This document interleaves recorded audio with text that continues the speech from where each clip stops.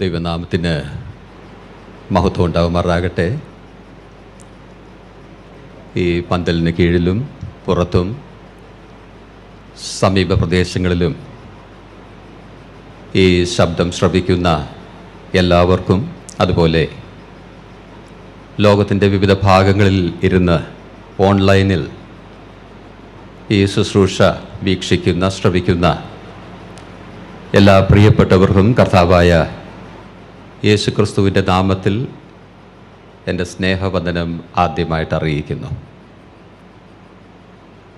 118ാമത് brethren general convention ഈ നിലയിൽ ആത്മീയമായ അന്തരീക്ഷത്തിൽ ഇവിടെ ആരംഭിക്കുവാൻ തക്കവണ്ണം കർത്താവ് നൽകിയ കൃപയ്ക്കായി സ്തോത്രം ചെയ്യുന്നു.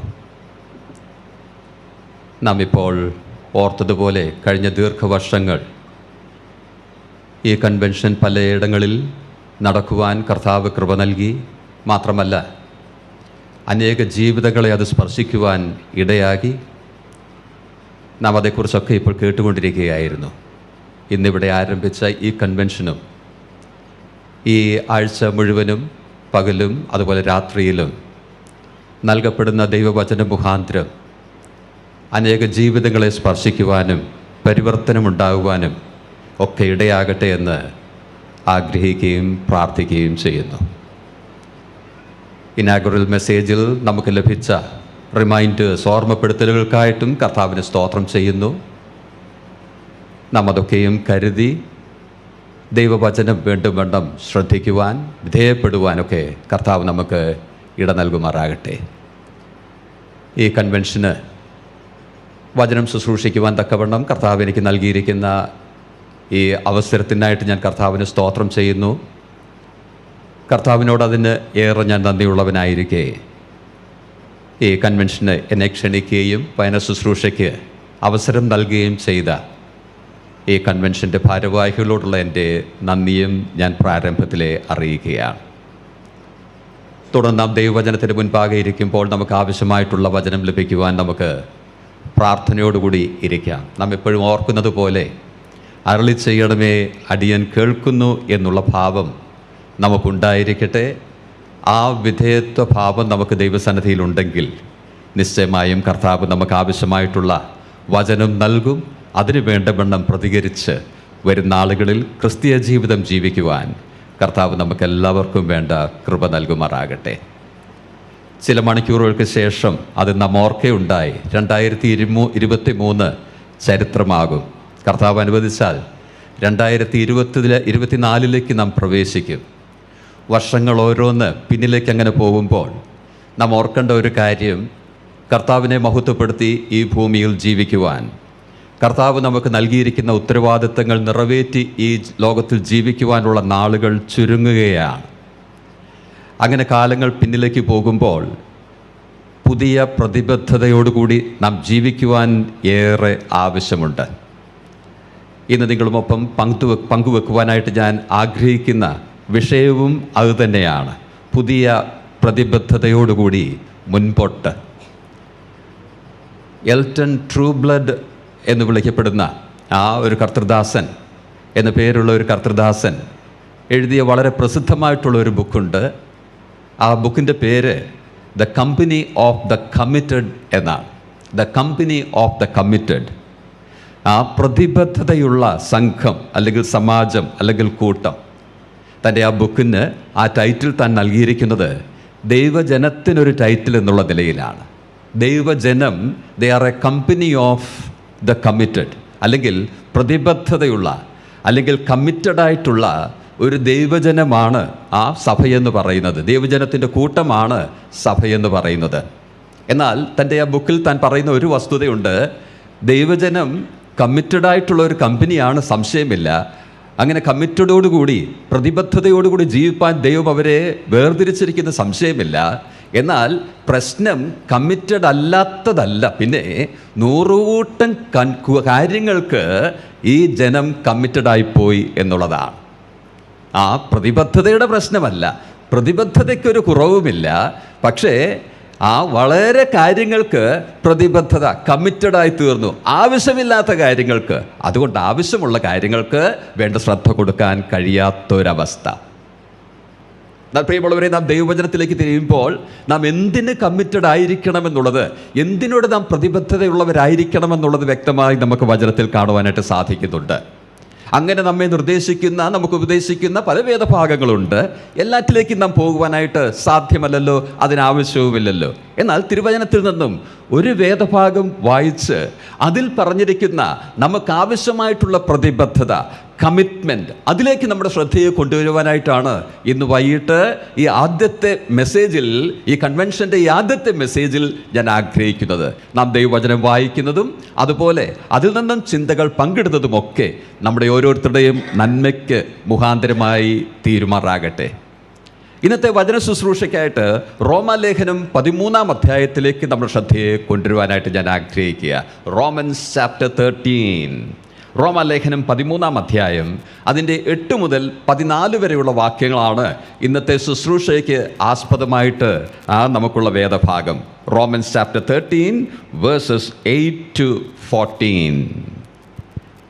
അന്യോന്യം സ്നേഹിക്കുന്നതല്ലാതെ ആരോടും ഒന്നും കടംപെട്ടിരിക്കരുത്. അന്യനെ സ്നേഹിക്കുന്നവൻ ന്യായപ്രമാണം നിവർത്തിച്ചിരിക്കുന്നുവല്ലോ. വ്യഭിചാരം ചെയ്യരുത്, കുല ചെയ്യരുത്, മോഷ്ടിക്കരുത്, മോഹിക്കരുത് എന്നുള്ളതും മറ്റേത് കൽപ്പനയും കൂട്ടുകാരനെ നിന്നെപ്പോലെ സ്നേഹിക്കുക എന്നീ വചനത്തിൽ സംക്ഷേപിച്ചിരിക്കുന്നു.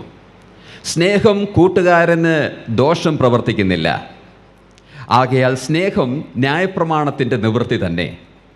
ഇത് ചെയ്യേണ്ടത് ഉറക്കത്തിൽ നിന്നും ഉണരുവാൻ നാഴിക വന്നിരിക്കുന്നു എന്നിങ്ങനെ നിങ്ങൾ സമയത്തെ അറിയാൽ തന്നെ.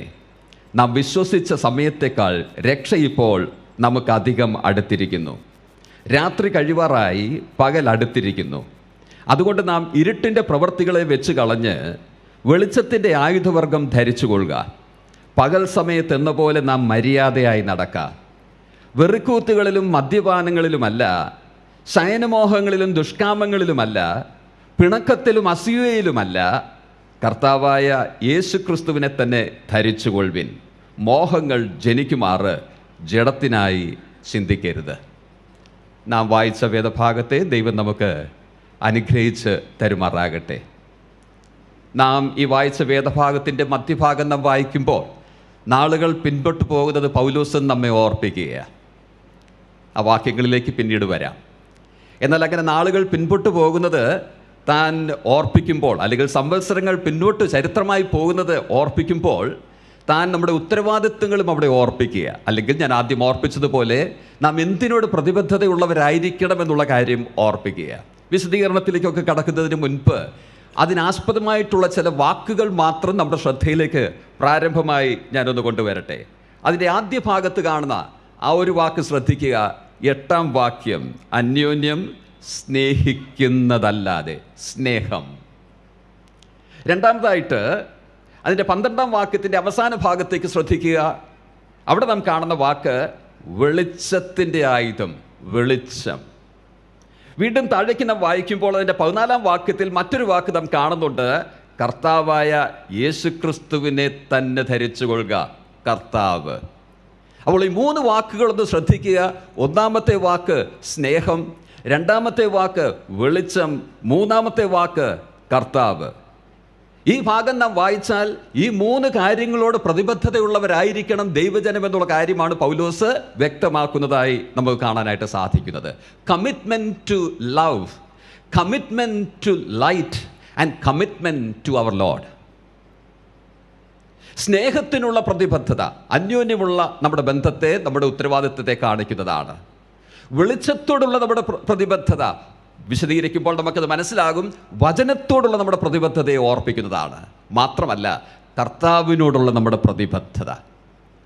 അത് നോക്കുമ്പോൾ അന്യോന്യമുള്ള ഉത്തരവാദിത്വം, നമ്മോട് തന്നെയുള്ള ഉത്തരവാദിത്വം, മാത്രമല്ല കർത്താവിനോടുള്ള ഉത്തരവാദിത്വവും നമുക്ക് വ്യക്തമായി കാണുവാനായിട്ട് സാധിക്കുന്നുണ്ട്. ഇവയോട് നമുക്ക് പ്രതിബദ്ധതയുള്ളവരായിരിക്കണം. We ought to be committed to this. കാരണം എന്താണ്?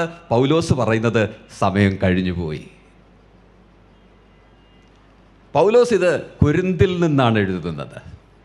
ഈ ലേഖനം പഠിക്കുമ്പോൾ നമുക്കത് മനസ്സിലാക്കാനായിട്ട് സാധിക്കും. കൊരിന്തിൽ ഗായസിൻ്റെ ഭവനത്തിൽ നിന്നും താൻ ഇത് എഴുതുകയാണ്. താൻ അവിടെ ആയിരിക്കുമ്പോൾ കൊരിന്തിന് സമീപമുള്ള കെംക്രയ എന്ന സ്ഥലത്ത് നിന്നും ഒരു സഹോദരി റോമിലേക്ക് പോവുകയാണ്. ബിസിനസ് സംബന്ധിച്ചോ മറ്റേതെങ്കിലും സംബന്ധമായിട്ടോ ആവാം. ആ സഹോദരി ആദ്യമായിട്ടായിരിക്കാം റോമിലേക്ക് പോകുന്നത്. പൗലോസ് അന്നുവരെയും താനൊരു റോമൻ പൗരനായിരുന്നുവെങ്കിലും അന്നുവരെയും റോമിൽ താൻ പോയിരുന്നില്ല. ആ സഭ താൻ വിസിറ്റ് ചെയ്തിരുന്നില്ല.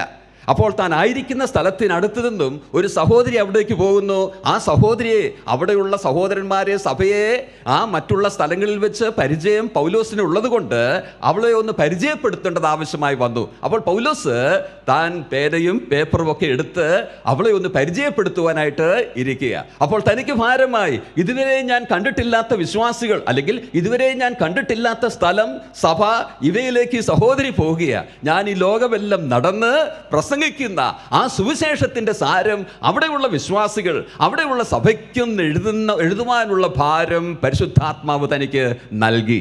ആ ഭാരം കയ്യിലെടുത്ത് താൻ രചിക്കുന്നതാണ് ഈ റോമാലേഖനം. ഈ റോമാലേഖനം നാം വായിച്ചാൽ ലോകമെങ്ങും, അല്ലെങ്കിൽ അന്നത്തെ ലോകത്തിൽ താൻ നടന്ന് തൻ്റെ മിഷണറി യാത്രകളിൽ താൻ പ്രസംഗിച്ച സുവിശേഷത്തിൻ്റെ, താൻ വിളമ്പിയ വചനത്തിൻ്റെ രത്ന ചുരുക്കം വളരെ വ്യക്തമായി നമുക്കിവിടെ കാണാനായിട്ട് സാധിക്കുന്നുണ്ട്. പ്രാരംഭ അധ്യായങ്ങൾ നാം നോക്കിയാൽ അതിൻ്റെ ഉപദേശപരമായിട്ടുള്ള കാര്യങ്ങളാണ് പ്രധാനമായി നാം കാണുന്നത്. എന്നാൽ പിന്നീട് 12-ാം അധ്യായം മുതൽ നാം നോക്കിയാൽ പ്രായോഗികമായിട്ടുള്ള കാര്യങ്ങളാണ്. ഈ ലേഖനം പരിചയമുള്ളവർക്ക് ആ ഡിവിഷനൊക്കെ വളരെ വ്യക്തമായിട്ട് അറിയാവുന്നതാണ്. അതിൻ്റെ വിശദീകരണങ്ങളിലേക്കൊന്നും പോകുവാനായിട്ട് ആവശ്യമില്ല. ഉപദേശപരമായിട്ടുള്ള കാര്യങ്ങൾ ആദ്യത്തെ 11 അധ്യായങ്ങളിൽ താൻ കുറിച്ചതിന് ശേഷം 12-ാം അധ്യായം മുതൽ അതുകൊണ്ടെന്ന് പറഞ്ഞുകൊണ്ട്, അല്ലെങ്കിൽ ആ സുവിശേഷം സ്വീകരിച്ച് രക്ഷയിലേക്ക് പ്രവേശിച്ചവർ എങ്ങനെ ജീവിക്കണമെന്നുള്ള കാര്യം താൻ വ്യക്തമായിട്ട് എഴുതുകയാണ്. ഉപദേശവും പ്രായോഗികവും. പൗലോസിന്റെ എല്ലാ ലേഖനങ്ങൾ നാം വായിച്ചാലും ഈ 2 വിധ വിഭജനം വചനങ്ങൾ നമുക്ക് വ്യക്തമായി കാണുവാനായിട്ട് സാധിക്കുന്നുണ്ട്. മാത്രമല്ല, ക്രമവും ഒരിക്കലും തെറ്റുന്നില്ല. ആദ്യം ഉപദേശം, പിന്നെ പ്രായോഗികം. അത് തന്നെ നമ്മെ ഓർപ്പിക്കുന്നത് ഉപദേശത്തിൻ്റെ പ്രാധാന്യമാണ്. ചിലരുണ്ട്, ഉപദേശം എന്തായാലും പ്രായോഗികം ശരിയായാൽ മതി, ജീവിതം ശരിയായാൽ മതി എന്ന് പറയുന്നവരുണ്ട്. വേറെ ചിലർ പറയാറുണ്ട്, ജീവിതം എങ്ങനെയായാലും സാരമില്ല, പിന്നെ ഉപദേശം ശരിയായിരിക്കണം. നാം ഈ രണ്ടു കൂട്ടത്തിലുമല്ല. കാരണം പൗലോസ് ഈ രണ്ടു കൂട്ടത്തിലുമല്ലായിരുന്നു. ഈ രണ്ടിനും പ്രാധാന്യമുണ്ടായിരുന്നു. മാത്രമല്ല, ആദ്യം നാം ഒരു ഭവനം പണിയുമ്പോൾ അടിസ്ഥാനം എന്തവണ്ണം ഈ ആഴ്ച മുഴുവനും, ഈ ഞായറാഴ്ച മുതൽ അടുത്ത കർത്തൃദിവസം വരെയും ഉപദേശപരമായിട്ടും അതുപോലെ പ്രായോഗികമായിട്ടുമുള്ള അനവധി കാര്യങ്ങൾ നാം കേൾക്കുവാനായിട്ട് പോവുകയാണ്. പ്രിയമുള്ളവരെ, നാം ഈ കാര്യങ്ങൾ മനസ്സിലാക്കുകയും കേൾക്കുന്ന വചനങ്ങൾ നമ്മുടെ അടിസ്ഥാനമായി സ്വീകരിച്ച് നമ്മുടെ വീട് അല്ലെങ്കിൽ നമ്മുടെ പ്രായോഗിക ക്രിസ്തീയ ജീവിതം അതിന്മേൽ പണിയുവാനും ഇടവരേണ്ടതേറെ ആവശ്യമാണ്. അല്ലെങ്കിൽ നാം കേൾക്കുന്ന കാര്യങ്ങൾ നമുക്ക് ന്യായവിധിയായി മാത്രമേ ഇരിക്കുകയുള്ളൂ എന്നുള്ള കാര്യം നാം ഓർക്കുവാനായിട്ട് ഏറെ ആവശ്യമുണ്ട്. ആ നിലയിൽ കർത്താവ് നമ്മെ സഹായിക്കുമാറാകട്ടെ. ഇനി വായിച്ച വേദഭാഗത്തേക്ക് വരാം. ആരംഭത്തിൽ ഓർപ്പിക്കുവാനായിട്ട് ആഗ്രഹിക്കുന്നത് ഈ പ്രതിബദ്ധതയുടെ ആവശ്യമാണ്. എന്തുകൊണ്ട് പ്രതിബദ്ധതയുള്ളവരായിരിക്കണം? 11, 12 വാക്യങ്ങളിൽ പൗലോസ് അതാണ് പറയുന്നത്. 11ാം വാക്യത്തിൽ താൻ പറയുന്നത് ശ്രദ്ധിക്കുക. ഇത് ചെയ്യേണ്ടത് ഉറക്കത്തിൽ നിന്നും ഉണരുവാൻ നാഴിക വന്നിരിക്കുന്നു എന്നിങ്ങനെ നിങ്ങൾ സമയത്തെ അറിയുകയാൽ തന്നെ. ഉറക്കത്തിൽ നിന്നും ഉണരുവാൻ നാഴിക വന്നിരിക്കുന്നു. 12ാം വാക്യത്തിൻ്റെ ആരംഭം നോക്കുക. രാത്രി കഴിവാറായി, പകലടുത്തിരിക്കുന്നു എന്ന് വെച്ചാൽ പൗലോസ് പറയാ, ഉണര്, സമയമായി, എണ്ണിക്കാൻ സമയമായി, പ്രവർത്തിക്കാനുള്ള സമയമാണിത്. എണ്ണിക്കുക, രാത്രി കഴിഞ്ഞു. ഈ 11ാം വാക്യത്തിൻ്റെ ആരംഭവും 12ാം വാക്യത്തിൻ്റെ ആരംഭവും വായിച്ചാൽ വീട്ടിലൊക്കെ കൊച്ചു പിള്ളേരെ ഉണർത്തുന്ന ചിത്രം നമുക്ക് കാണാനായിട്ട് സാധിക്കും. അവർ ഉറങ്ങുവാൻ താല്പര്യപ്പെടുന്നു. ആ ഉരുണ്ടും മറിഞ്ഞുമൊക്കെ ആ കിടക്കയിൽ തന്നെ ആയിരിക്കുന്നു. ചിലപ്പോൾ നാം ചെന്ന് കുഞ്ഞുങ്ങളോട് പറയും, ഇന്നേക്ക് സമയമായി, സ്കൂളിൽ പോകണ്ടേ, അവിടെ അത് ചെയ്യണ്ടേ, ഇത് ചെയ്യണ്ടേ എന്നൊക്കെ പറഞ്ഞ് ഉണർത്തുന്ന ആ രീതിയാണ് നമുക്ക് ഇവിടെയും കാണുവാനായിട്ട് സാധിക്കുന്നത്. ഉറങ്ങാനുള്ള സമയമല്ലിത്. രാത്രി കഴിവാറായി, പകൽ അടുത്തിരിക്കുന്നു, അല്ലെങ്കിൽ പകൽ ആരംഭിച്ചു കഴിഞ്ഞു, എണ്ണീക്കുക.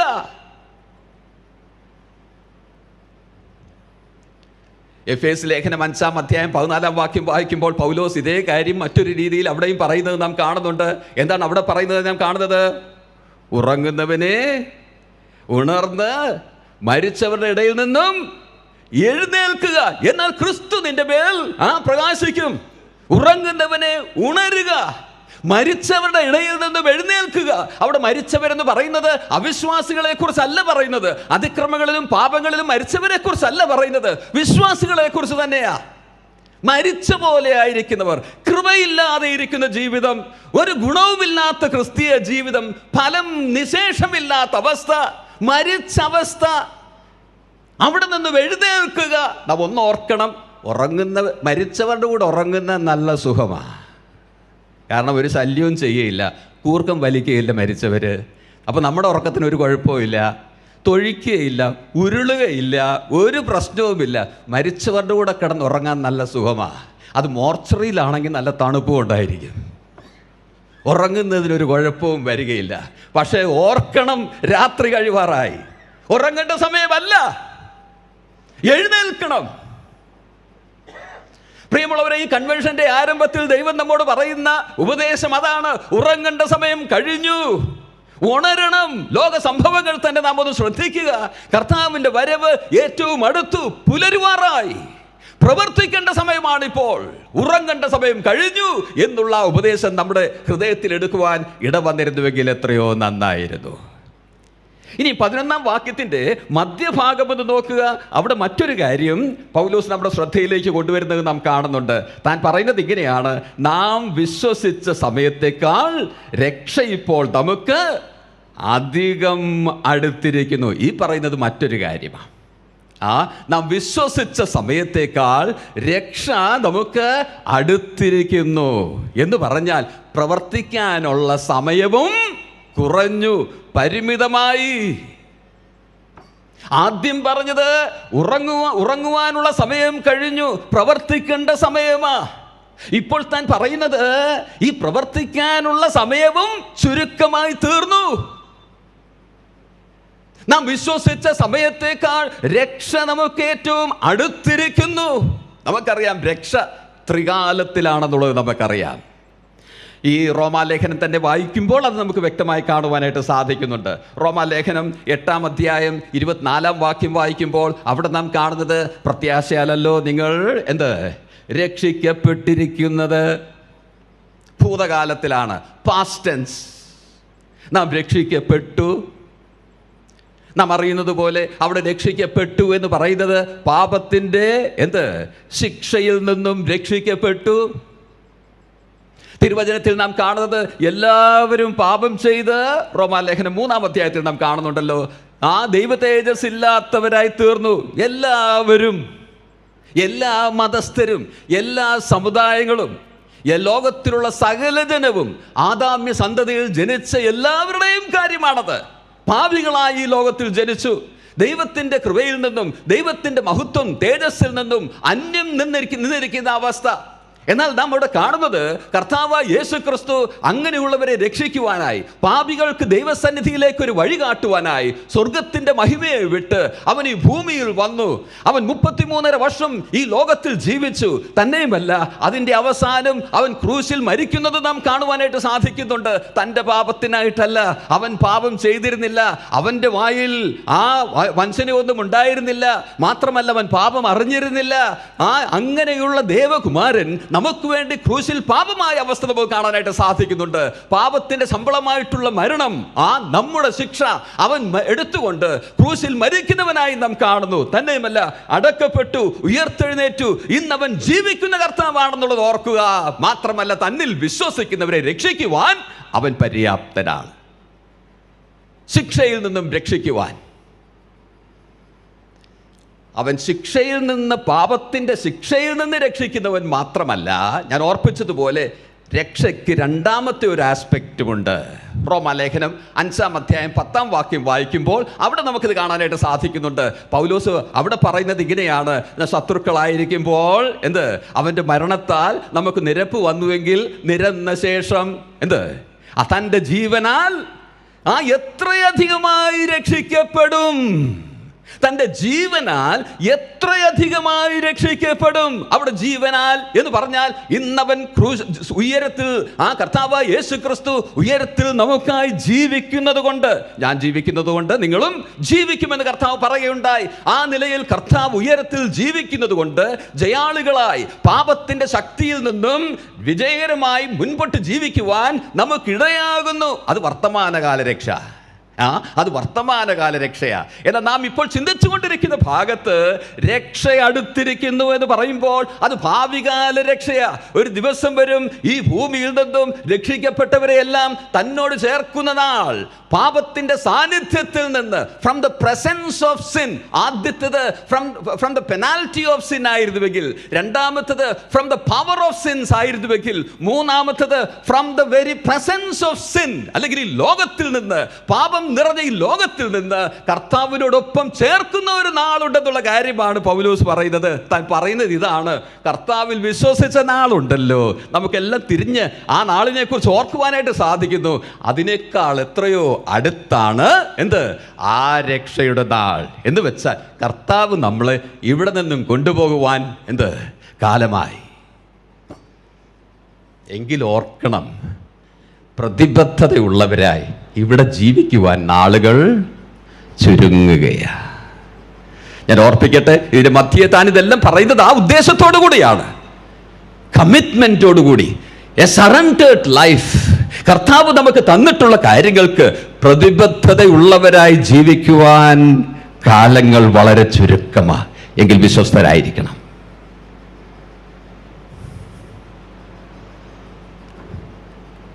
നാം ഓർപ്പിച്ചതുപോലെ 2023 ഇപ്പോൾ കടന്നു പോവുകയാണ്. 2023 എന്തെല്ലാം പ്രശ്നങ്ങളായിരുന്നു, യുദ്ധങ്ങളും യുദ്ധശ്രുതികളും കോവിഡും, വർഷാവസാനവും കോവിഡിന്റെ ഭീതി വീണ്ടും, അതിന്റെ നിഴൽ വീണ്ടും നാം കേൾക്കുകയുണ്ടായി. ഇങ്ങനെ എത്ര പ്രശ്നങ്ങളുള്ള ലോകത്തിലാണ് നാം ജീവിക്കുന്നത്. എന്നാൽ തിരുവചനം വായിക്കുന്നത് പോലെ അതൊക്കെ കാണുമ്പോൾ നാം ഓർക്കുന്നത് എന്താ? രക്ഷയ്ക്കുള്ള ഈ പാപത്തിൻ്റെ സാന്നിധ്യത്തിൽ നിന്നും കർത്താവിൻ്റെ സന്നിധിയിലേക്ക് കൊണ്ടുപോകാൻ, തൻ്റെ ജനത്തെ കൊണ്ടുപോകുവാനുള്ള നാൾ അടുത്തിരിക്കുന്നു എന്നുള്ളതാണ്. എങ്കിൽ പ്രതിബദ്ധതയോടെ ജീവിക്കുവാൻ നമുക്കേറെ ആവശ്യമുണ്ട്. ഇനി നാം ആ പ്രതിബദ്ധതയുടെ രംഗങ്ങളിലേക്ക്, എവിടെയെല്ലാം പ്രതിബദ്ധരായിരിക്കണമെന്നുള്ള കാര്യത്തിലേക്ക് നമ്മുടെ ശ്രദ്ധയെ കൊണ്ടുവരാം. ഞാൻ ആദ്യം ഓർപ്പിക്കുകയുണ്ടായി, 3 രംഗങ്ങൾ നാം കാണുന്നുണ്ട്. 1 സ്നേഹം, 2 വെളിച്ചം, 3 കർത്താവ്. Love, light and the lord. Commitment to love, commitment to the light and commitment to the Lord.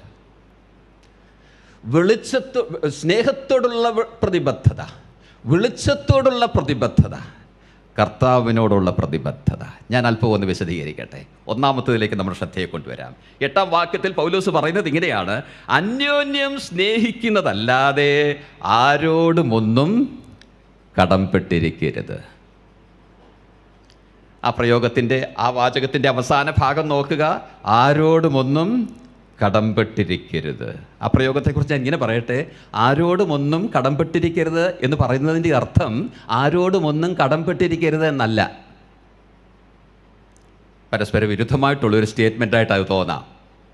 ആരോടുമൊന്നും കടംപെട്ടിരിക്കരുത് എന്ന് പറഞ്ഞാൽ ആരോടുമൊന്നും കടംപെട്ടിരിക്കരുത് എന്നല്ല. കാരണം ഈ ലേഖനം പ്രാരംഭം തൊട്ട് നാം വായിച്ചാൽ നമ്മുടെ കടപ്പാടുകളെക്കുറിച്ച് അനവധി നാം കാണുന്നുണ്ട്. 1-ാം അധ്യായത്തിൻ്റെ ആ 14-ാം വാക്യം നാം വായിക്കുമ്പോൾ പൗലോസ് തൻ്റെ തന്നെ വലിയ കടപ്പാട് പറയുന്നുണ്ട്. സുവിശേഷം മറ്റുള്ളവർക്ക് നൽകുവാനുള്ള തൻ്റെ കടപ്പാട്.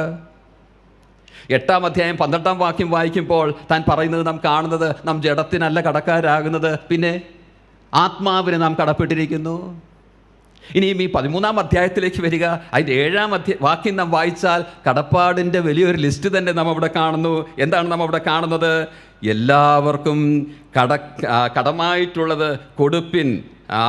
മാത്രമല്ല, നികുതി കൊടുക്കേണ്ടതിന് നികുതി, ചുങ്കം കൊടുക്കേണ്ടതിന് ചുങ്കം, ഭയം കൊടുക്കേണ്ടതിന് ഭയം, മാനം കാണിക്കേണ്ടവന് മാനം. കടം ഒത്തിരി ഉണ്ടെന്ന് അവിടെ പൗലോസ് ആ ഒരു വാക്യത്തിൽ പറയുന്നത്. എന്നിട്ടാണ് ഈ 8-ാം വാക്യത്തിൽ താൻ പറയുന്നത് സ്നേഹമല്ലാതെ മറ്റൊന്നും കടംപെട്ടിരിക്കരുത് എന്ന്. ഇവിടെ പറയുന്നതിൻ്റെ അർത്ഥം ഞാൻ ആദ്യം ഓർപ്പിച്ചതുപോലെ ഒന്നും കടംപെട്ടിരിക്കരുതെന്നല്ല. പിന്നെ പറയുന്നതിൻ്റെ അർത്ഥം ഇതാണ്: സകല കടങ്ങളും നീട്ടുമ്പോഴും ഒടുവിലൊരു കടമായി എന്തുണ്ടാവണം? സ്നേഹമുണ്ടാവണം. എല്ലാ കടങ്ങളും വീട്ടി അവസാനം വരുമ്പോൾ സ്നേഹം അവിടെ ഉണ്ടായിരിക്കണം ഒരു കടമായി. ആരോ എഴുതിയിരിക്കുന്നത് പോലെ ഇറ്റ്സ് എ യൂണിവേഴ്സൽ ഡെറ്റ്. നമുക്ക് എല്ലാവർക്കുമുള്ള വലിയൊരു കടമാണ്. അതിന് മീതെ ഒരു കടമില്ല. ആ കടം ഒരിക്കലും പൂർണ്ണമായി വീട്ടുവാൻ സാധ്യമല്ല.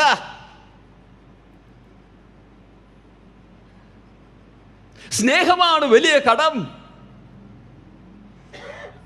തിരുവചനം വായിക്കുമ്പോൾ സ്നേഹത്തിൻ്റെ പ്രാധാന്യം എത്രമാത്രം നമുക്ക് കാണാനായിട്ട് സാധിക്കുന്നുണ്ട്.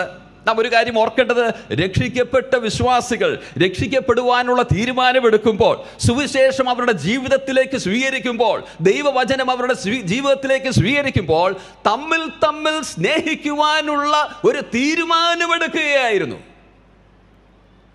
പത്രോസ് അത് പറയുന്നുണ്ട്. 1 പത്രോസ് 1-ാം അധ്യായം അതിൻ്റെ 22-ാം വാക്യം നോക്കുക. അവിടെ പത്രോസ് പറയുന്നത് വളരെ ശ്രദ്ധേയമാണ്. തമ്മിൽ സ്നേഹിക്കുന്നതിനെക്കുറിച്ചുള്ള ആ ഉത്തരവാദിത്വമാണ് ആ ഭാഗത്ത് പത്രോസ് പറയുന്നത്. അത് പറയുമ്പോൾ എങ്ങനെ താൻ ആ വലിയ ഉത്തരവാദിത്വം അവിടെ വിവരിക്കുന്നു എന്ന് നോക്കുക. 22-ാം വാക്യം: എന്നാൽ സത്യമനുസരിക്കയാൽ നിങ്ങളുടെ ആത്മാക്കളെ നിർവ്യാജമായ സഹോദര പ്രീതിക്കായി നിർമ്മലീകരിച്ചിരിക്കൊണ്ട് ഹൃദയപൂർവം അന്യോന്യമുറ്റു സ്നേഹിപ്പിൻ. നോക്കുക, ഹൃദയപൂർവം അന്യോന്യമുറ്റു സ്നേഹിപ്പിൻ. ഇംഗ്ലീഷിൽ വായിക്കുമ്പോൾ കുറെ കൂടി രസകരമാണ്. ആ കുറെ കൂടി ഫോഴ്സ്ഫുൾ ആണ്. താൻ പറയുന്നത് ഇങ്ങനെയാണ്: see that you love one another. see that you love one another എന്ന് വെച്ചാൽ നിങ്ങൾ തമ്മിൽ സ്നേഹിക്കുന്നുവെന്ന് ഉറപ്പ് വരുത്തുക. കുഞ്ഞുങ്ങൾ എക്സാമിനൊക്കെ പോകുമ്പോൾ സാധാരണ നാം പറയാറുണ്ട്, മിക്കവാറും വരുന്ന ക്വസ്റ്റ്യൻസ് നമുക്കറിയാം, മാത്രമല്ല പ്രധാനപ്പെട്ട വരുന്ന പ്രശ്നങ്ങൾ എന്തൊക്കെയാണെന്ന് അറിയാം. അപ്പോൾ കുഞ്ഞുങ്ങളോട് ചിലപ്പോൾ പറയും, ആ ക്വസ്റ്റ്യൻ ആൻസർ നിനക്കറിയാമെന്ന് ഉറപ്പ് വരുത്തുക. See that you know it well. അത് പറഞ്ഞാണ് അവരെ വിടുന്നത്. അവർ പറയും, നോ ദാറ്റ്, അത് വന്നാൽ ഞാൻ എഴുതും. അതുപോലെ പത്രോസ് ഇവിടെ പറയുന്നത്, see that you love one another. നിങ്ങൾ തമ്മിൽ സ്നേഹിക്കുന്നുവെന്ന് ഉറപ്പ് വരുത്തുക. കുഞ്ഞുങ്ങളോട് അങ്ങനെ പറയുന്നതിന് 2 കാരണങ്ങളുണ്ട്. ഒന്ന്, ആ ചോദ്യം പ്രധാനപ്പെട്ടതാ. 2, അത് ചില പ്രയാസമുള്ളതാ. ആ 2 കാര്യം ഈ സ്നേഹിക്കുന്നതിലേക്കൊന്ന് അപ്ലൈ ചെയ്യുക. സ്നേഹം പ്രധാനമായിട്ടുള്ളതാണ്. വചനത്തിൽ എത്രയോ ആണ് അതേക്കുറിച്ച് പറഞ്ഞിരിക്കുന്നതായി നാം കാണുന്നത്. എന്നാൽ അതേസമയം ഓർക്കേണ്ട ഒരു കാര്യം ഇതാ, ഇത് പ്രയാസമുള്ളതുമാ. അതുകൊണ്ടാണ് സഭകളിൽ, കുടുംബങ്ങളിൽ, സമൂഹത്തിൽ, എല്ലാ തലങ്ങളിലും ഇത് സംബന്ധിച്ച് വളരെ പ്രശ്നങ്ങളുള്ളതായി നമുക്ക് കാണാനായിട്ട് സാധിക്കുന്നത്. സ്നേഹത്തിന്റെ അഭാവം നമുക്ക് കാണാനായിട്ട് സാധിക്കുന്നത്. എന്നാൽ വചനം പറയുന്നത്, തമ്മിൽ സ്നേഹിപ്പിൻ. See that you love one another. ഈ ഉത്തരവാദിത്വം പത്രോസ് പറയുമ്പോൾ അത് താൻ എങ്ങനെ റീസൺ ചെയ്യുന്നു എന്നുള്ളത് നോക്കുക. 22-ാം വാക്യത്തിന്റെ ആരംഭത്തിൽ താൻ പറയുന്നത്, എന്നാൽ സത്യമനുസരിക്കയാൽ. ഇത് വായിച്ച വിശ്വാസികൾ രക്ഷിക്കപ്പെട്ട നാളിലേക്ക് അവരുടെ ശ്രദ്ധയെ ഒന്ന് കൊണ്ടുവരിക. സത്യം അനുസരിച്ച ദിവസം. സത്യം ദൈവവചനമാണ്. അത് സുവിശേഷത്തെ കാണിക്കുന്നതാണ്. അല്ലയോ വിശ്വാസികളെ, നിങ്ങൾ സുവിശേഷം സ്വീകരിച്ച, ദൈവവചനം നിങ്ങളുടെ ജീവിതത്തിലേക്ക് സ്വീകരിച്ച ആ നാളൊന്ന് ഓർക്കുക. സത്യം അനുസരിക്കയാൽ. നിങ്ങൾ അന്ന് ആ വചനം സ്വീകരിച്ചപ്പോൾ, സുവിശേഷം സ്വീകരിച്ചപ്പോൾ നിങ്ങൾ എന്താണ് ചെയ്തത്? താൻ അവിടെ പറയുന്നത് എങ്ങനെയാണ്?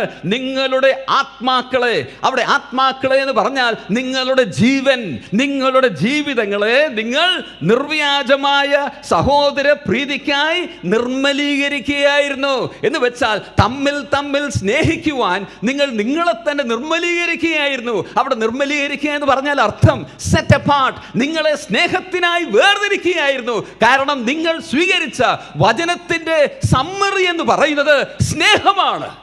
ഗലാത്യ ലേഖനം 5:14 അങ്ങനെ മറ്റു പല ഭാഗങ്ങളിൽ ആ കാര്യം നമുക്ക് കാണാനായിട്ട് സാധിക്കുന്നുണ്ട്. വചനത്തെ ഒരു വാക്കിൽ ക്രോഡീകരിക്കാമെങ്കിൽ ആ വാക്ക് സ്നേഹം എന്നുള്ളതാണ്. പത്രോസ് പറയുന്നതിന്റെ അർത്ഥം ഇതാണ്, തമ്മിൽ സ്നേഹിക്കുന്നില്ലെങ്കിൽ, തമ്മിൽ അടിയും വഴക്കുമായിട്ട്, അല്ലയോ ദൈവജനമേ നിങ്ങൾ തുടരുന്നുവെങ്കിൽ ഓർക്കുക, രക്ഷിക്കപ്പെട്ട സമയത്ത് നിങ്ങളെടുത്ത തീരുമാനത്തിൽ നിന്നും നിങ്ങൾ പിന്നോട്ട് പോകുകയാണ്. ഞാൻ പറയുന്ന വിശദീകരണങ്ങൾ മനസ്സിലാകുന്നു എന്ന് ഞാൻ വിചാരിക്കുക. It's important though it's difficult. ഇത് പ്രധാനമുള്ളതാണ്. പ്രയാസമുള്ളതായിരിക്കാം, എന്നാൽ പ്രാധാന്യമുള്ളതാണ്. ക്രിസ്തു ശിഷ്യന്മാരുടെ ലക്ഷണമാണത്. സ്നേഹമില്ലെങ്കിൽ യേശു ക്രിസ്തു ലോകരക്ഷിതാവായി ഭൂമിയിൽ വന്നുവെന്ന് ലോകത്തിന് വിശ്വസിക്കുവാൻ സാധ്യമല്ല. എത്ര പ്രവർത്തനങ്ങൾ ഉണ്ടെങ്കിലും, എത്ര കൺവെൻഷനുകൾ നാം നടത്തിയാലും, എത്ര പരസ്യങ്ങൾ നാം നടത്തിയാലും, സ്നേഹമില്ലെങ്കിൽ ഒന്നുമില്ല. തമ്മിലുള്ള പ്രതിബദ്ധതയാണ് നമുക്കിവിടെ കാണാനായിട്ട് സാധിക്കുന്നത്. പൗലോസ് ഇതാദ്യം പറഞ്ഞിരിക്കുന്നതിൽ നമ്മെ ഓർപ്പിക്കുന്നത് ഇതാണ് ഏറെ പ്രാധാന്യമുള്ളതെന്നുള്ള കാര്യമാണ്. ഇത് പ്രധാനമായി നമുക്കെടുക്കാം. യോഹന്നാന്റെ സുവിശേഷം 13-ാം അധ്യായം 1-ാം വാക്യം വായിക്കുമ്പോൾ കർത്താവായ യേശു ക്രിസ്തുവിനെ തൻ്റെ ശിഷ്യന്മാരോടൊപ്പം ആ മാളികമുറിയിൽ നാം കാണുന്നു. അവർ പെസഹ കഴിക്കുവാനായിട്ട് തുടങ്ങുകയാണ്. അവരെ വിട്ട് പിതാവിൻ്റെ അടുക്കിലേക്ക് പോകുവാനുള്ള സമയം അടുത്തു എന്ന് കർത്താവ് അറിഞ്ഞു. അവിടെ യോഹന്നാൻ എഴുതുന്നത്, അവരെ വിട്ട് പോകുവാനുള്ള നാഴിക അടുത്തു എന്ന് താൻ അറിഞ്ഞ് താൻ അവരെ സ്നേഹിച്ചതുപോലെ അവസാനം വരെയും അവരെ സ്നേഹിച്ചു. He loved dum unto the end. അവസാനം വരെ അവരെ സ്നേഹിച്ചു എന്ന് പറഞ്ഞാൽ അതിൻ്റെ അർത്ഥം എന്താ? മരിക്കുന്നവരെ അവരെ സ്നേഹിച്ചു എന്നാണോ? അല്ല, കാരണം മരിച്ച ശേഷവും അവരെ സ്നേഹിച്ചു. പിന്നെന്താ അതിൻ്റെ അർത്ഥം? അതിങ്ങനെ നമുക്ക് വിശദീകരിക്കുവാനായിട്ട് സാധിക്കും. തനിക്ക് അവരോടുള്ള സ്നേഹം എങ്ങനെ പ്രദർശിപ്പിക്കുവാൻ സാധിക്കുമോ ആ നിലയിൽ പ്രദർശിപ്പിക്കുവാനും ആ കാര്യത്തിനായി ഏതറ്റം വരെ പോകണമായിരുന്നുവോ ആ അറ്റം വരെ പോകുവാനുള്ള തൻ്റെ മനസ്സിനെയാണത് കാണിക്കുന്നത്. He was ready to go to any end to show his love toward them. അതിനുശേഷമാണ് നാം കാണുന്നത്, അവർ ഒന്നിച്ചിരുന്നപ്പോൾ അവൻ അവരുടെ മധ്യയിൽ നിന്ന് എഴുന്നേറ്റ് എന്ത് ചെയ്തു? അവരുടെ കാലുകൾ കഴുകി. ആ യഹൂദ പശ്ചാത്തലത്തിൽ അവരെ സെർവ് ചെയ്യുവാൻ, ആ സ്നേഹം കാട്ടുവാനുള്ള ഉപാധിയായിരുന്നു അത്, കാൽ കഴുകുക. നമ്മുടെ ഇവിടെ ആ പതിവില്ലായിരിക്കാം. എന്നാൽ നമ്മുടെ പശ്ചാത്തലത്തിൽ എങ്ങനെ മറ്റുള്ളവരോട് നമ്മുടെ സ്നേഹം കാട്ടുവാൻ സാധിക്കുമോ, ആ നിലയിൽ കാട്ടുവാൻ ഏതറ്റം വരെ പോകുവാൻ ആവശ്യമുണ്ടോ ആ അറ്റം വരെയും പോകുവാനുള്ള ക്രിസ്തുവിന്റെ മനസ്സ് നമ്മിലും ഉണ്ടായിരിക്കണം. അതാണ് ക്രിസ്ത്യാനി എന്ന് പറഞ്ഞാൽ അർത്ഥം. ക്രിസ്തുവിന്റെ അനുയായി. ഞാൻ സാധാരണ പറയാറുള്ള ഒരു ഉദാഹരണമുണ്ട് യോഹന്നാൻ അപ്പോസ്തലനെ കുറിച്ച്. നമുക്കറിയാം, യോഹന്നാൻ അപ്പോസ്തലൻ മാത്രമാണ് ഒരു സാധാരണ മരണം വരിച്ച വ്യക്തി. തന്നെ ആരും കൊല്ലുവാൻ ശ്രമിച്ചില്ലെന്നല്ല, ആ തിളയ്ക്കുന്ന എണ്ണയിലൊക്കെ ഇട്ടു. പക്ഷെ ദൈവം അതിൽ നിന്നും തന്നെ അത്ഭുതകരമായി വിടുവിച്ചു. ഒരു പ്രശ്നവും ഉണ്ടായിരുന്നില്ല. എന്നിട്ടാണ് അവിടെ നിന്നും എടുത്ത് തന്നെ പത്മോസിലേക്കൊക്കെ ആ നാട് കടത്തുന്നത് നാം കാണുന്നത്. തിരിച്ചു വന്നും താൻ സ്വാഭാവികമായിട്ടുള്ളൊരു ജീവിതം ജീവിച്ച് കർത്താവിനായി വേല ചെയ്തു. ഒടുവിൽ താൻ വളരെ വൃദ്ധനായി താൻ മരിച്ചു. വളരെ വൃദ്ധനായിരിക്കുന്ന ആ സമയത്ത് തന്നെ തൻ്റെ ശിഷ്യന്മാർ യോഗത്തിനൊക്കെ കൊണ്ടുപോകുമായിരുന്നു. എടുത്തുകൊണ്ട് തന്നെ കൊണ്ടുപോകും. അങ്ങനെ ആ യോഗസ്ഥലത്തിൻ്റെ മുൻപിൽ തന്നെ കൊണ്ടിരുത്തും. പ്രസംഗ സമയമാകുമ്പോൾ ശിഷ്യന്മാർ വന്ന് പറയും, പ്രസംഗ സമയമായി, എന്തെങ്കിലും എന്ന് പറഞ്ഞാട്ട്. തനിക്ക് പറയുവാൻ ശേഷിയില്ലാത്ത കാലമാണ്. അപ്പോൾ താൻ ഒത്തിരി നിർബന്ധിക്കുമ്പോൾ ഇങ്ങനെ പറയുമായിരുന്നു എന്ന് വായിച്ചത് ഓർക്കുന്നുണ്ട്. താൻ ഇങ്ങനെ പറയും, കുഞ്ഞുങ്ങളെ നിങ്ങൾ തമ്മിൽ തമ്മിൽ സ്നേഹിപ്പിൻ. താൻ അവിടെ നിർത്തും. കുറച്ച് കഴിയുമ്പോൾ ശിഷ്യന്മാർ പറയും, കുറെ കൂടെ എന്തെങ്കിലും പറഞ്ഞാട്ട്. ഒത്തിരി നിർബന്ധിക്കുമ്പോൾ വീണ്ടും താൻ ഇങ്ങനെ പറയും, കുഞ്ഞുങ്ങളെ നിങ്ങൾ തമ്മിൽ തമ്മിൽ സ്നേഹിപ്പിൻ. ഇത് പലവട്ടം ആവർത്തിക്കുമ്പോൾ ശിഷ്യന്മാർ ചോദിക്കും, എന്തെങ്കിലും അതോട് കൂടെ ചേർത്തെന്ന് പറയുവാനില്ലേ?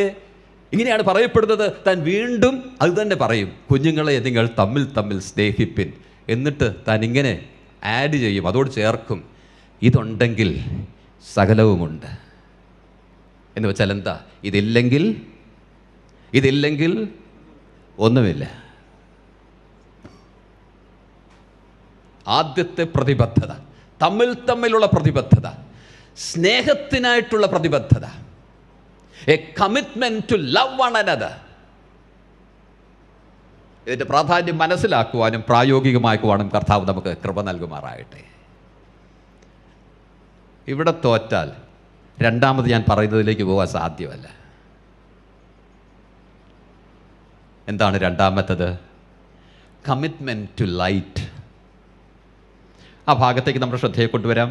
19-ാം വാക്യത്തിലാണ് നമുക്ക് കാണാനായിട്ട് സാധിക്കുന്നത്. അതിൻ്റെ 2-ാം ഭാഗം മുതൽ നാം ഇങ്ങനെയാണ് വായിക്കുന്നത്, അതുകൊണ്ട് നാം ഇരുട്ടിൻ്റെ പ്രവൃത്തികളെ വെച്ച് കളഞ്ഞ് വെളിച്ചത്തിൻ്റെ ആയുധവർഗം ധരിച്ചുകൊള്ളുക.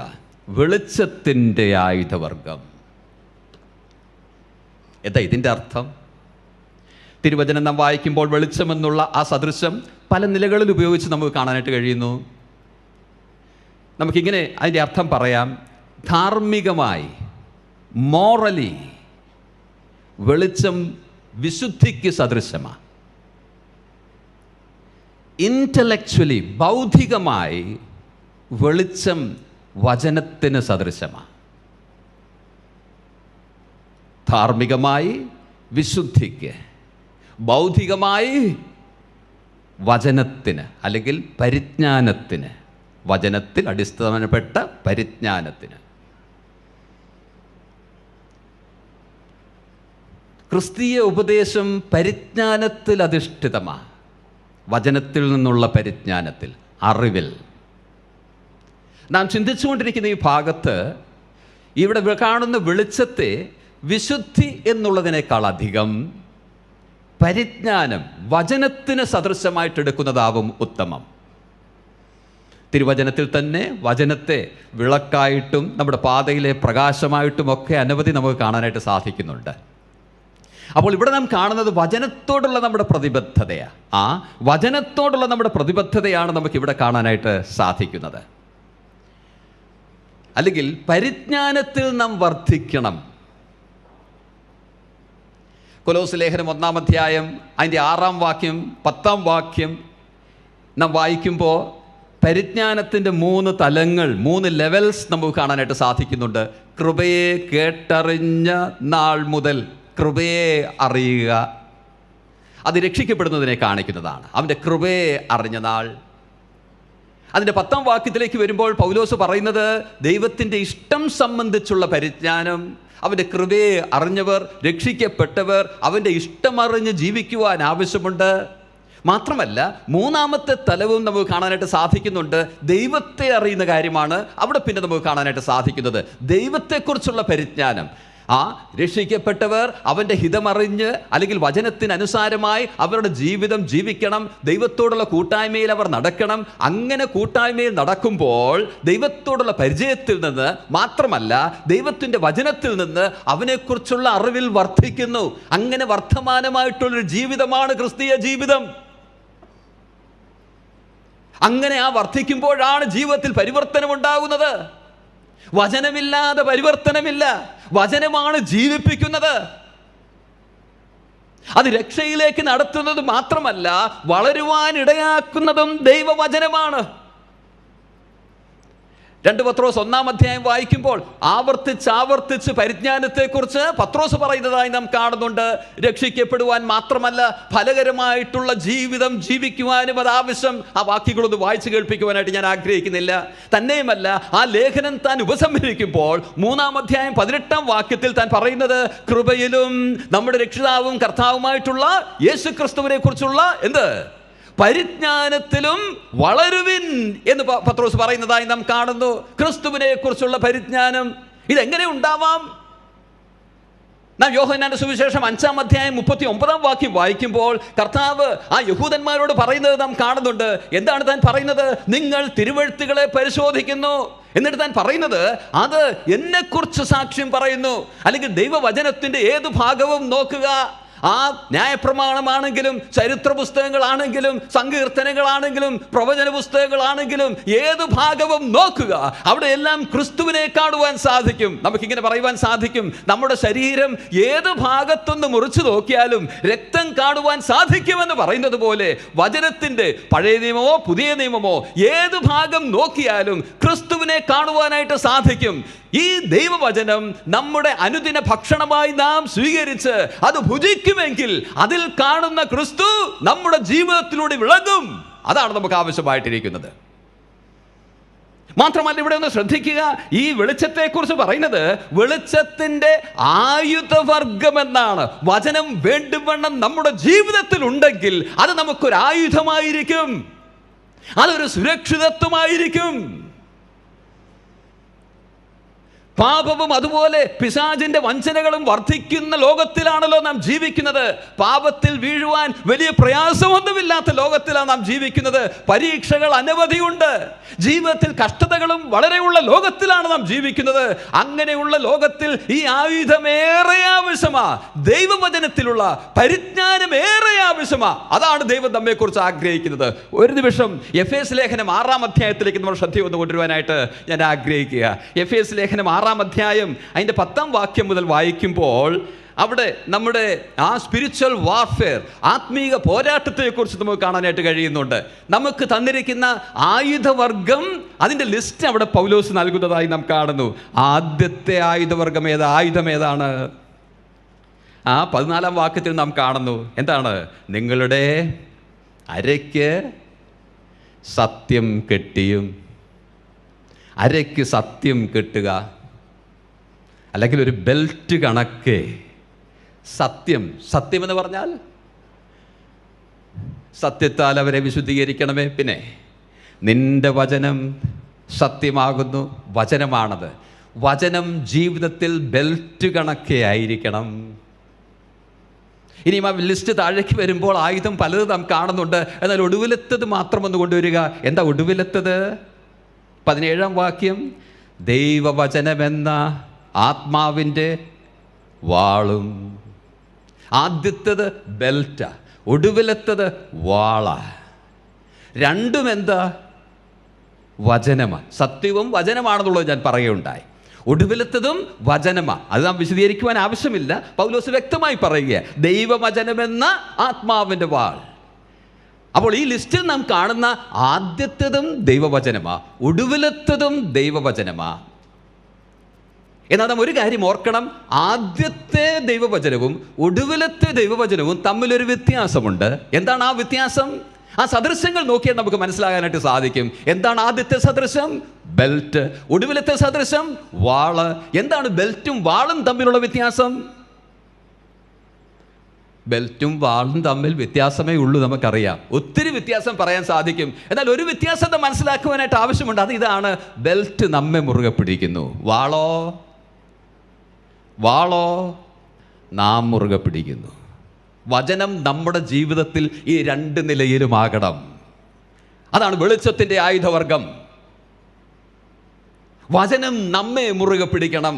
വചനത്തിന് നമ്മുടെ ജീവിതത്തിൻ്റെ മേൽ സ്വാധീനമുണ്ടായിരിക്കണം. നമ്മുടെ ആലോചനകൾ, നമ്മുടെ തീരുമാനങ്ങൾ, നമ്മുടെ കുടുംബജീവിതം, നമ്മുടെ സഭാജീവിതം, വ്യക്തി ജീവിതം, സമൂഹ ജീവിതം, ഇതെല്ലാം വചനത്തിൻ്റെ മേൽ അധിഷ്ഠിതമായിരിക്കണം. നമ്മുടെ ജീവിതത്തിൻ്റെ ഏറ്റവും വലിയ അധികാരമെന്ന് പറയുന്നത് വചനമായിരിക്കണം. അതാണ് വചനം മുറുകെ പിടിക്കുന്നത്. ഒരു ബെൽറ്റ് അരയ്ക്ക് മുറുകെ പിടിക്കുന്നത് ഓർത്തു നോക്കുക. അതുപോലെ വചനം നമ്മുടെ ജീവിതത്തിൻ്റെ മേൽ സ്വാധീനം ചെലുത്തണം. അവരാണ് ദൈവജനം. നാം മിക്കവാറും ചെയ്യുന്നത്, സൗകര്യമുള്ളപ്പോൾ വചനത്തെ നാം പുകഴ്ത്തും, വചനപ്രകാരം ജനത ചെയ്യുന്നു, ഇത് ചെയ്യുന്നു എന്നൊക്കെ പറയും. നമുക്ക് അസൗകര്യമായിട്ടുള്ള കാര്യങ്ങൾ വല്ല നാം കണ്ണടയ്ക്കും, വചനത്തിന് വേണ്ട സ്ഥാനം നൽകിയില്ല. നമുക്ക് തോന്നിയതായിരിക്കും അവിടെ ചെയ്യുക. എന്നാൽ വചനത്തിന് നമ്മുടെ മേൽ സ്വാധീനമുണ്ടായിരിക്കണം. പിന്നെ ഒടുവിൽ നാം കാണുന്നത് എന്ത്? വചനത്തിൻ്റെ മേൽ സ്വാധീനം. ഈ ക്രമവും വളരെ വാസ്തവമാണ്. ആദ്യത്തേതില്ലെങ്കിൽ രണ്ടാമത്തേത് ഉണ്ടാകുകയില്ല. വചനത്തിന് നാം ജീവിതത്തിൻ്റെ മേൽ സ്വാധീനം നൽകിയില്ലെങ്കിൽ വചനത്തിൻ്റെ മേൽ നിനക്ക് സ്വാധീനം ഉണ്ടാകുവാൻ സാധ്യമല്ല. ദൈവം അത് നൽകിയില്ലെന്നുള്ളത് ഓർക്കണം.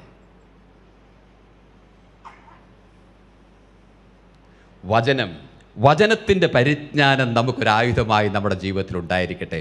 വചനത്തോടുള്ള പ്രതിബദ്ധത, അതിന് നിരക്കാത്തത് എന്തിനേയും നോ പറയാനുള്ള ആത്മിക പരമാർത്ഥതയും ആത്മിക ശക്തിയും നമുക്കുള്ളവരായിരിക്കേണ്ടത് ഏറെ ആവശ്യമാണ്.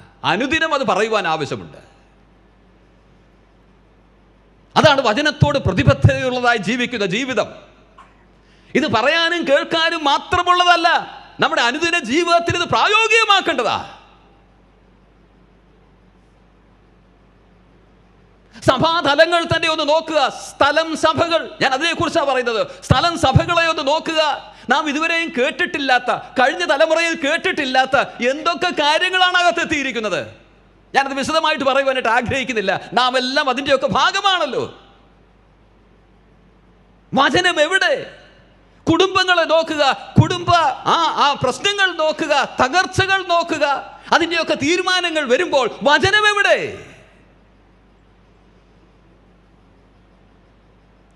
വചനത്തോട് പ്രതിബദ്ധതയുള്ളവരായിരിക്കണം. അതാണ് വെളിച്ചത്തിന്റെ ആയുധവർഗം എടുക്കുന്നത്.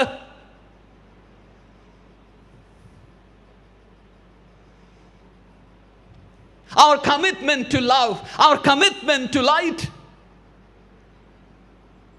സ്നേഹത്തോട്, വെളിച്ചത്തോട് വീണ്ടും മുൻപോട്ട് പോകാം. സമയം മുൻപോട്ട് പോകുന്നുവല്ലോ. അടുത്തതിലേക്ക് നമ്മുടെ ശ്രദ്ധയെ കൊണ്ടുവരാം. എന്താണ് ഞാൻ അടുത്തതായിട്ട് പറഞ്ഞത്? 13-14 വാക്യങ്ങളാണ്.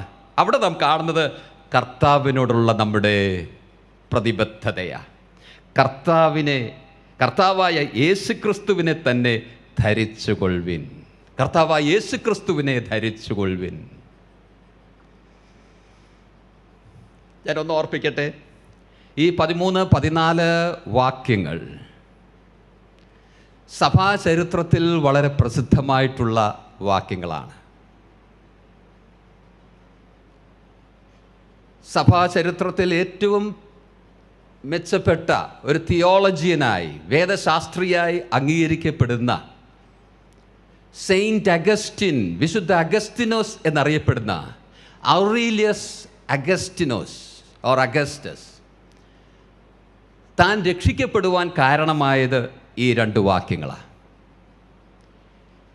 ഏതാണ്ട് AD 386 ജൂലൈ മാസത്തിൽ നടന്ന സംഭവമാണ്. ഈ യൗവനക്കാരൻ ലോകത്തിൻ്റെ ഇഷ്ടപ്രകാരം ജീവിച്ചിരുന്ന വ്യക്തിയായിരുന്നു. തനിക്ക് വളരെ ഭക്തിയായൊരു മാതാവുണ്ടായിരുന്നു. ആ മാതാവിൻ്റെ പേര് മോണിക്ക എന്നായിരുന്നു. തൻ്റെ മാതാവ് ഏതാണ്ട് 20 വർഷത്തോളം ഈ മകന് വേണ്ടി പ്രാർത്ഥിച്ചു, ഇവനൊന്ന് രക്ഷിക്കപ്പെടുവാൻ. എന്നാൽ ഒന്നും നടന്നില്ല. വളരെ ജ്ഞാനിയായിട്ടുള്ള ഒരു യൗവനക്കാരനായിരുന്നുവെങ്കിലും സുവിശേഷത്തിന് താൻ എന്നും പുറംതിരികയായിരുന്നു. ലോകത്തിൽ സന്തോഷിച്ച് താൻ മുൻപോട്ട് പോവുകയായിരുന്നു.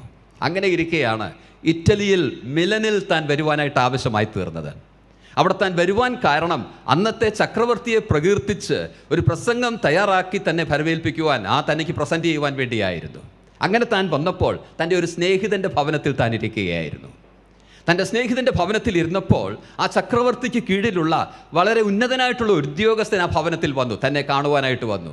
കതകിന് മുട്ടി താൻ കതക് തുറന്നു. താൻ ഉള്ളിൽ കയറിയപ്പോൾ താൻ പാർത്തിരുന്ന ഭവനത്തിൽ മുൻപിലുള്ള ഒരു മേശയിൽ ഒരു പുതിയ നിയമത്തിൻ്റെ പൗലോസിൻ്റെ ലേഖനങ്ങൾ മാത്രമുള്ള ഒരു ഗ്രീക്കിലുള്ള ന്യൂ ടെസ്റ്റ്മെൻറ്റിൻ്റെ ഭാഗം അവിടെ ഉണ്ടായിരുന്നു. ആ സ്നേഹിതൻ നല്ലൊരു ഭക്തനായിട്ടുള്ള അവിടെ വന്ന ആ സ്നേഹിതൻ, അല്ലെങ്കിൽ ആ ചക്രവർത്തിയുടെ കീഴിൽ ജോലി ചെയ്യുന്ന ആ വ്യക്തി ഭക്തനായിട്ടുള്ള ഒരു വ്യക്തിയായിരുന്നു. താൻ ഉള്ളിൽ കടന്നു വന്നു. ഈ ന്യൂ ടെസ്റ്റ്മെൻറ്റിൻ്റെ ഭാഗം അവിടെ കിടക്കുന്നത് കണ്ട് താൻ മെല്ലെ അത് കയ്യിലെടുത്തു. അതൊന്ന് തിരിച്ചു നോക്കിയപ്പോൾ അത് എന്താണെന്നുള്ളത് മനസ്സിലായി. താൻ സംസാരിക്കുവാനായിട്ട് തുടങ്ങി. താൻ പറഞ്ഞു, ഈ ബുക്കാണ് എൻ്റെ ജീവിതത്തിൽ പരിവർത്തനമുണ്ടാക്കിയത്. താൻ എങ്ങനെയായിരുന്നുവെന്നും ഈ സുവിശേഷം തൻ്റെ ജീവിതത്തിൽ വരുത്തിയ പരിവർത്തനവും താൻ അവിടെ സാക്ഷിച്ചു. തൻ്റെ കാര്യം മാത്രമല്ല, ലോകത്തിൽ എത്രയോ പേർക്ക് ഈ പുസ്തകം, ഈ ലേഖനങ്ങൾ, ഈ പുതിയ നിയമം വ്യത്യാസം വരുത്തി എന്നുള്ള കാര്യം താൻ പറയുവാനായിട്ട് തുടങ്ങി. ആ വന്ന വ്യക്തി ഇതെല്ലാം പറഞ്ഞതിന് ശേഷം ആ ഭവനത്തിൽ നിന്നും താൻ പോയപ്പോൾ ഈ അഗസ്റ്റിൻ താൻ കേട്ട കാര്യങ്ങളൊക്കെയും ചിന്തിക്കുവാനായിട്ട് തുടങ്ങി. തൻ്റെ സ്നേഹിതനോട്, ആ ഭവനത്തിൻ്റെ ഉടമയോട് താൻ ഇങ്ങനെ പറഞ്ഞു, ഈ പറഞ്ഞ കാര്യങ്ങളൊക്കെ കേട്ടില്ലേ? എന്തെല്ലാമാണ് പറയുന്നത്? എന്തെല്ലാം അനുഗ്രഹങ്ങളിലേക്കാണ് ഈ പുസ്തകം ഇവരെയൊക്കെ നയിച്ചത്? പിന്നെ ഇതെന്താ നമ്മുടെ ജീവിതത്തിൽ പ്രവർത്തിക്കാത്തത്? ഇനിയും എന്ന് പ്രവർത്തിക്കും എന്ന് താൻ പറഞ്ഞുകൊണ്ടങ്ങനെ ഇരുന്നപ്പോൾ അടുത്തുള്ള ഒരു ഗാർഡനിൽ, ഒരു തോട്ടത്തിൽ ഒരു കൊച്ചുകുട്ടി പാടുന്ന ഒരു ശബ്ദം കേട്ടു. ആ പാടുന്ന ശബ്ദം ഇതായിരുന്നു. അവൾക്കറിയാവുന്ന ഏതോ ഒരു നേഴ്സറി റൈമിൻ്റെ ലൈനുകളാണ് അവൾ പാടിയത്. അതിൻ്റെ ലൈൻ ഇങ്ങനെയായിരുന്നു, എടുത്തു വായിക്കുക എന്നുള്ള ശബ്ദം. അപ്പോൾ താനത് ശ്രമിച്ചു. എടുത്തു വായിക്കുക എന്നോ, തനിക്കുള്ള ദൈവിക ആലോചനയായി അതെടുത്ത്, ആ പുസ്തകം താൻ എടുത്ത് അടുത്തുള്ള ആ തോട്ടത്തിൽ പോയി താൻ വായിക്കുവാനായിട്ട് തുടങ്ങി. താൻ തുറന്ന ഭാഗം നാം ഇപ്പോൾ ചിന്തിക്കുന്ന ഈ ഭാഗമാണ്. റോമാലേഖനം 13-ാം അധ്യായത്തിൻ്റെ 13-14 വാക്യങ്ങൾ. എന്താണ് അവിടെ കാണുവാനായിട്ട് സാധിക്കുന്നത്? നാം അവിടെ കാണുന്നത് ഇങ്ങനെയാണ്: പകൽ സമയത്ത് എന്ന പോലെ നാം മര്യാദയായി നടക്കുക, വെറിക്കൂത്തുകളിലും മദ്യപാനങ്ങളിലുമല്ല, ശയനമോഹങ്ങളിലും ദുഷ്കാമങ്ങളിലുമല്ല, പിണക്കത്തിലും അസൂയയിലുമല്ല, കർത്താവായ യേശുക്രിസ്തുവിനെ തന്നെ ധരിച്ചുകൊള്ളുവിൻ. മോഹങ്ങൾ ജനിക്കുമാറ് ജഡത്തിനായി ചിന്തിക്കരുത്. ഈ വാക്യങ്ങൾ താൻ ആവർത്തിച്ച് വായിച്ചു. തന്നോടുള്ള ദൈവിക ആലോചനയായി താൻ ഇതെടുത്തു. ചരിത്രം പറയുന്നത് ആ തോട്ടത്തിൽ തന്നെ താനൊരു ഫിഗ് ട്രീയുടെ കീഴിലായിരുന്നു. ആ മരത്തിന്റെ കീഴിൽ തന്നെ, അത്തിവൃക്ഷത്തിന്റെ കീഴിൽ തന്നെ താൻ ഇരുന്ന് തൻ്റെ ജീവിതത്തെ കർത്താവിനെ ഏൽപ്പിച്ചു കൊടുത്തു. ആ വലിയ പരിവർത്തനം ജീവിതം മുഴുവനും തുടർന്നുവെന്ന് മാത്രമല്ല, ആ ദൈവത്തെക്കുറിച്ച് അനവധിയായിട്ടുള്ള സത്യങ്ങൾ ലോകത്തിന് നൽകുന്ന ഒരു വ്യക്തിയായി ദൈവം തന്നെ തനിക്ക് പരിവർത്തനമുണ്ടാക്കി എന്നുള്ള കാര്യമാണ് നമുക്ക് ഓർക്കുവാനായിട്ട് സാധിക്കുന്നത്. എന്നെ കേൾക്കുന്നവരിൽ ആരെങ്കിലും ഈ അനുഭവത്തിലേക്ക് വരാത്തവരായിട്ടുണ്ടെങ്കിൽ, അല്ലെങ്കിൽ ഇവിടെ പൗലോസ് എങ്ങനെ ജീവിക്കരുത് എന്ന് പറയുന്ന ആ വഴിയിൽ ജീവിക്കുന്നവരുണ്ടെങ്കിൽ, ഈ 2 വാക്യങ്ങൾ ഇന്ന് വൈകിട്ട് നിങ്ങൾക്കുള്ള ആലോചനയായിട്ട് എടുക്കുക. എന്താണ് നമ്മളിവിടെ കാണുന്നത്? മദ്യപാനങ്ങളിലല്ല, വെറിക്കൂത്തുകളിലല്ല, ശയനമോഹങ്ങളിലല്ല, പിന്നെ ദുഷ്കാമങ്ങളിലല്ല, പിണക്കത്തിലും അസൂയയിലുമല്ല.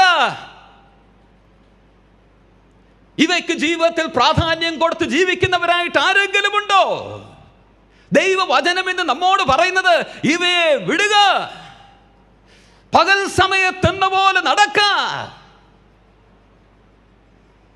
ആ വാക്യത്തിന്റെ ഒരു താൻ പറയുന്നത് ഇങ്ങനെയാണ്: കർത്താവായ യേശുക്രിസ്തുവിനെ തന്നെ ധരിച്ചുകൊള്ളുക, മോഹങ്ങൾ ജനിക്കുമാറ് ജഡത്തിനായി ചിന്തിക്കരുത്.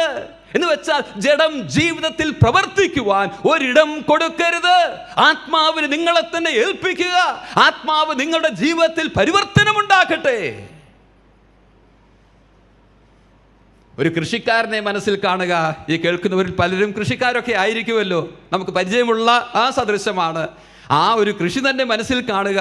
ആ കൃഷിയിടത്തിൻ്റെ നടുവിൽ, കൃഷിക്ക് മധ്യേ കളയ്ക്കായി നാം ഒരിക്കലും ഒരിടം വിട്ടുകൊടുക്കുകയില്ല. അവിടം കിളയ്ക്കണ്ട, കള വളർന്നോട്ടെ എന്ന് പുരയിടത്തിൽ ഒരു സ്ഥലത്തെക്കുറിച്ച് നാം പറയുകയില്ല. കിളച്ചെല്ലാം മറിക്കും, കളയെല്ലാം നീക്കം ചെയ്യും. ആത്മീയ ജീവിതത്തിലോ, നമ്മുടെ വ്യക്തി ജീവിതത്തിൽ എങ്ങനെ ഇരിക്കുന്നു?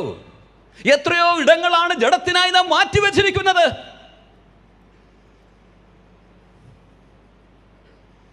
ഈ നാളുകളിൽ അല്പം ഒരു ഫ്രീ ടൈം ഉണ്ടെങ്കിൽ ഫോണുമായിട്ട് എവിടെയെങ്കിലും മൂലയിൽ ഇരുന്നാൽ മതി, എവിടെ വേണമെങ്കിലും പോകാം. ശരിയല്ലേ?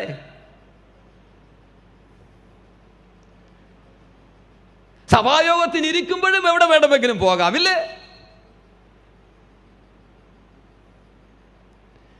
നെറ്റും ഇങ്ങനെയുള്ള സൗകര്യങ്ങളൊക്കെ എത്രയാ. ഞാൻ ചിലപ്പോൾ ഇങ്ങനെ പറയാറുണ്ട്, മുമ്പൊക്കെ പാപത്തിൽ വീഴാൻ പ്രയാസമായിരുന്നു, ഇപ്പോൾ ഒരു പ്രയാസവുമില്ല. പാപത്തിന്റെ ഹൈവേയിലാണ് നാം നിൽക്കുന്നത്. മോഹങ്ങൾ ജനിക്കുമാറ് ജഡത്തിനായി നാം ചിന്തിക്കരുത്. ജഡത്തിനൊരിടം വിടരുത്. ആത്മാവിനിടം കൊടുക്കണം. ആത്മാവിനാൽ നിറഞ്ഞവരായിരിക്കണം. ആത്മാവ് ജീവിതത്തിൽ പരിവർത്തനം നടത്തട്ടെ. പരിശുദ്ധാത്മാവ് നമ്മുടെ ജീവിതത്തിൽ പരിവർത്തനം നടത്തുമ്പോൾ ആത്മാവിന്റെ ഫലം നമ്മളിൽ ഉണ്ടാകും. എന്താണ് ആത്മാവിന്റെ ഫലം എന്ന് പറയുന്നത്? സ്നേഹം, സന്തോഷം, സമാധാനം, ദീർഘക്ഷമ തുടങ്ങിയുള്ള കാര്യങ്ങളാണ്. അവ നമ്മുടെ ജീവിതത്തിൽ ഉണ്ടാകുമ്പോൾ കർത്താവ് യേശു ക്രിസ്തുവിനോടുള്ള ആനുരൂപ്യം ജീവിതത്തിൽ ഉണ്ടാവുകയാ. കർത്താവ് യേശു ക്രിസ്തുവിനെ കുറിച്ചുള്ള ആ ആനുരൂപ്യം ജീവിതത്തിൽ ഉണ്ടാകുന്നതാണ് എന്ത്? കർത്താവ് യേശു ക്രിസ്തുവിനെ തന്നെ എന്ത് ധരിച്ചു കൊള്ളുന്നത്. അങ്ങനെ ജീവിതത്തിൽ പരിവർത്തനമുണ്ടായാൽ, ക്രിസ്തു നമ്മുടെ ജീവനിലൂടെ റിഫ്ലക്റ്റ് ചെയ്യുന്ന അവസ്ഥയുണ്ടായാൽ, നിശ്ചയമായും നമ്മുടെ ജീവിതം സുവിശേഷമായി തീരും. മറ്റുള്ളവർ ക്രിസ്തുവിനെ കാണുവാനിടയായി തീരും. ദൈവം അതാണ് നമ്മെക്കുറിച്ച് ആഗ്രഹിക്കുന്നത്. നിങ്ങളുടെ ജീവിതം തന്നെ സുവിശേഷമായി പരിണമിക്കട്ടെ. ഫിലിപ്പി ലേഖനം 1:27 ദൈവം അതാണ് നമ്മുടെ ജീവിതത്തെക്കുറിച്ച് ആഗ്രഹിക്കുന്നത്. പ്രിയമുള്ളവരെ, പ്രതിബദ്ധതയെക്കുറിച്ചാണ് നാം കണ്ടത്. വർഷങ്ങൾ പിൻപോട്ട് പോകുന്നു, നാം മുൻപോട്ട് പോവുകയാണ്. പുതിയ വർഷങ്ങളിലേക്ക് നാം പ്രവേശിക്കുകയാണ്. എന്നാൽ നാം ഒരു കാര്യം ഓർക്കേണ്ടത്, പ്രതിബദ്ധതയോടെ മുൻപോട്ട് പോകും. ഞാൻ ആദ്യം ഓർപ്പിച്ചു, സമയം കുറയുന്നത് കാണുമ്പോൾ നാം ഓർക്കേണ്ട ഒരു കാര്യം ഇതാ, പ്രതിബദ്ധതയോടെ ജീവിക്കുവാനുള്ള സമയം കുറയുകയാണ്. എങ്കിൽ നമ്മുടെ പ്രതിബദ്ധതയെക്കുറിച്ച് നാം ഓർമ്മയുള്ളവരായിരിക്കണം. നാം അതിനായി കമ്മിറ്റഡ് ആയിരിക്കണം, സമർപ്പിതരായിരിക്കണം. ആ കാര്യമാണ് ചുരുക്കമായി നാം വായിച്ച വേദഭാഗത്തു നിന്നും ചിന്തിക്കുവാനായിട്ട്, പറയുവാനായിട്ട് ഇടയായി തീർന്നത്. നാം ഓർക്കയുണ്ടായി, പൗലോസ് ആദ്യം പറഞ്ഞത് അതിൻ്റെ അത്യാവശ്യമാണ്. എന്താണ് അതിൻ്റെ അത്യാവശ്യം? ഉറങ്ങാനുള്ള സമയം കഴിഞ്ഞു, പകലായി, എണ്ണീക്കുക. തന്നെയുമല്ല, പ്രവർത്തിക്കാനുള്ള സമയവും തീരുകയാ. അതുകൊണ്ട് എഴുന്നേൽക്കുക, പ്രവർത്തിക്കുക. പ്രതിബദ്ധതയുടെ ആവശ്യമാണ് അവിടെ നാം കണ്ടത്. അതിനുശേഷം നമുക്ക് കാണുവാനായിട്ട് ഇടയായത് ആ പ്രതിബദ്ധത കാട്ടേണ്ട രംഗങ്ങളാണ്. ആദ്യത്തേത് നാം കണ്ടത് എന്താണ്? സ്നേഹത്തിനായിട്ടുള്ള പ്രതിബദ്ധത. നമ്മൾ തമ്മിലുള്ള ഉത്തരവാദിത്തമാണ് കാണിക്കുന്നത്. തമ്മിൽ സ്നേഹിക്കുന്നവരായിരിക്കണം. സ്നേഹം നമ്മുടെ ജീവിതത്തിൽ ഉണ്ടാവണം. അതിൻ്റെ അർത്ഥം ഏത് പാപവും മറ്റുള്ളവർ ചെയ്ത് കണ്ണടച്ചോണം അംഗീകരിച്ചണമെന്നുള്ളതല്ല. പിന്നെ അങ്ങനെയുള്ള അവസ്ഥകൾ വരുമ്പോൾ സത്യം സംസാരിക്കണം, സംശയമില്ല. എന്നാൽ സ്നേഹത്തിന് അഭാവം ഉണ്ടാവരുത്. സ്നേഹത്തോടുള്ള പ്രതിബദ്ധത, അവർ commitment to love one another. രണ്ടാമത്തെ ഞാൻ ഓർപ്പിച്ചത് വെളിച്ചത്തോടുള്ള നമ്മുടെ പ്രതിബദ്ധതയാണ്. ഞാൻ വിശദീകരിച്ചത് അവിടെ വെളിച്ചമെന്ന് പറയുന്നത് ദൈവവചനമാണ്, ദൈവവചനത്തിലുള്ള പരിജ്ഞാനമാണെന്നുള്ളത് കാര്യം ഞാൻ ഓർപ്പിക്കുകയുണ്ടായി. അതെ, ആ പരിജ്ഞാനമുള്ളവരായിരിക്കണം. ദൈവവചനം വായിക്കണം, പഠിക്കണം, അതിലെ സത്യങ്ങൾ മനസ്സിലാക്കണം, ഉപദേശങ്ങൾ നാം മനസ്സിലാക്കണം, അതിന് സമയം ചെലവഴിക്കണം. മനസ്സ് നാം അതിനായിട്ട് വ്യയം ചെയ്യുവാനായിട്ട് ആവശ്യമുണ്ട്.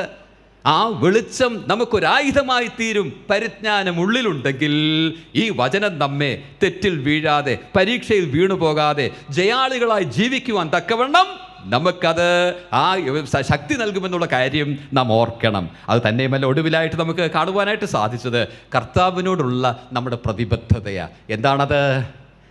അവനെ നാം ധരിക്കുക, അല്ലെങ്കിൽ കർത്താവായ യേശു ക്രിസ്തുവിൻ്റെ സ്വഭാവം നമ്മുടെ ജീവിതത്തിൽ ഉളവാക്കുക. എങ്ങനെ അത് സാധിക്കും? പരിശുദ്ധാത്മാവിൽ നാം നിറയണം. എന്താണ് പരിശുദ്ധാത്മാവിലുള്ള നിറവ്?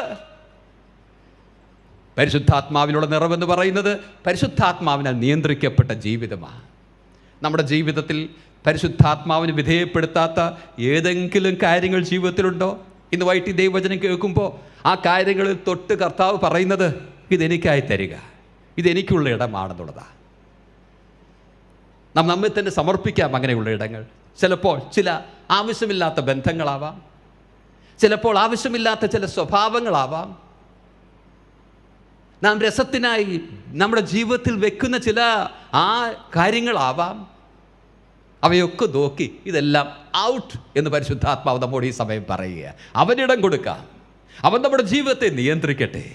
അങ്ങനെ പരിശുദ്ധാത്മാവിന് നമ്മുടെ ജീവിതത്തിൽ ഇടം കൊടുക്കുമെങ്കിൽ പരിശുദ്ധാത്മാവ് നമ്മുടെ ജീവിതത്തിൽ പ്രവർത്തിച്ച് ആത്മാവിൻ്റെ ഫലമുളവാകുവാൻ, ക്രിസ്തുവിൻ്റെ സ്വഭാവം ഉളവാകുവാൻ ഇടയായിത്തീരും. നമ്മെ കാണുന്നവർ ക്രിസ്തുവിനെ കാണും. അതാണ് കർത്താവായ യേശു ക്രിസ്തുവിനെ ധരിക്കുക എന്നുള്ള അർത്ഥം. കർത്താവിനോടുള്ള നമ്മുടെ പ്രതിബദ്ധതയാണ്. ഈ പ്രതിബദ്ധതകളെ അല്ലെങ്കിൽ ഈ ഉത്തരവാദിത്തങ്ങളെ നാം ഓർത്ത് അവയ്ക്കായി നമ്മെ തന്നെ സമർപ്പിച്ച് വരും നാളുകളിൽ നമ്മുടെ ഉത്തരവാദിത്തങ്ങൾ നിറവേറ്റി നമുക്ക് ജീവിക്കുവാനായിട്ട് ഇടവരട്ടെ. നാം മുൻപ് ഇൻട്രൊഡക്ഷനിൽ ഓർത്തതുപോലെ വചനം കേൾക്കുന്നവരായി മാത്രം നാം തീരരുത്. നാം സാധാരണ പറയാറുണ്ട്, വചനം കേൾക്കുന്നതിന് നാം മാസ്റ്റേഴ്സ് ഡിഗ്രി എടുത്തവരാ. എത്രയോ കേൾക്കുന്നത്, അതുപോരാ. പിന്നെ കേൾക്കുന്നതൊക്കെ ജീവിതത്തിൽ വ്യത്യാസം വരുത്തണം, അനുസരിക്കണം. ഇല്ലെങ്കിൽ കേൾക്കുന്നത് നമുക്ക് ശിക്ഷയ്ക്ക് കാരണമായി മാത്രമേ വരൂ.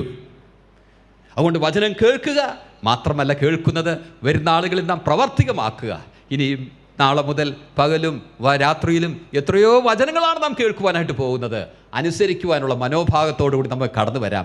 നമ്മുടെ ജീവിതത്തെ ആ കണ്ണാടിയിലൂടെ ഒന്ന് കാണാം. എവിടെയൊക്കെ നമുക്ക് മാറ്റം വരുത്താനുണ്ട് എന്ന് നമുക്ക് മനസ്സിലാക്കി ആ മാറ്റങ്ങൾ വരുത്തി വരുന്ന ആളുകളെ കർത്താവിനായി ജീവിക്കാം. അതാണ് ദൈവം നമ്മെക്കുറിച്ച് ആഗ്രഹിക്കുന്നത്. അതെ, ഞാൻ ഇന്ന് നിങ്ങളോട് ഓർപ്പിച്ചത് ഇതാണ്. പുതിയ പ്രതിബദ്ധതകളോടുകൂടി മുൻപോട്ട് പോവുക. അതാണ് ദൈവം നമ്മെക്കുറിച്ച് ആഗ്രഹിക്കുന്നത്. അത് നാം മനസ്സിലാക്കി പ്രതിബദ്ധതയോടുകൂടി മുൻപോട്ട് പോകുവാൻ, കർത്താവിനെ ഈ ലോകത്തിൽ മഹത്വപ്പെടുത്തുവാൻ, സുവിശേഷം ജീവിതത്തിലൂടെ കാട്ടുവാൻ വരുന്ന ആളുകളുടെ പെരുമാറാകട്ടെ. ആ നിലയിൽ കർത്താവ് നമ്മെ ഓരോരുത്തരെയും സഹായിക്കട്ടെ എന്നുള്ള പ്രാർത്ഥനയോടുകൂടി എൻ്റെ വാക്കുകളിൽ നിന്ന് വിരമിക്കുന്നു. കർത്താവ് നമ്മെ ഏവരെയും അനുഗ്രഹിക്കുമാറാകട്ടെ.